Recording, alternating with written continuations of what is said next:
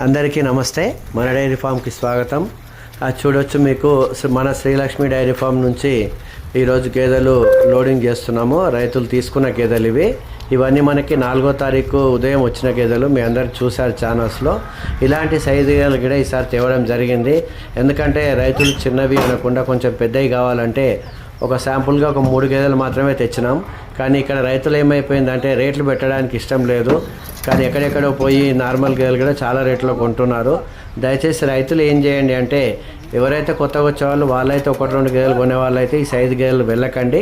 డైరీలో బీఆర్ వాళ్ళు ఉండి పెద్దగా నడిపే వాళ్ళు ఈ గేదెలు తీసుకోండి. ఇవి మనకి రోజుకి 14 నుంచి 15 లీటర్లు ఇచ్చే గేదెలు. ఇంకా ఎవరికైనా గేదెలు కావాలంటే నాకు మెసేజ్ చేయండి. మళ్ళీ నేను శుక్రవారం గుజరాత్ వెళ్ళడం జరుగుతుంది 13వ తారీఖు.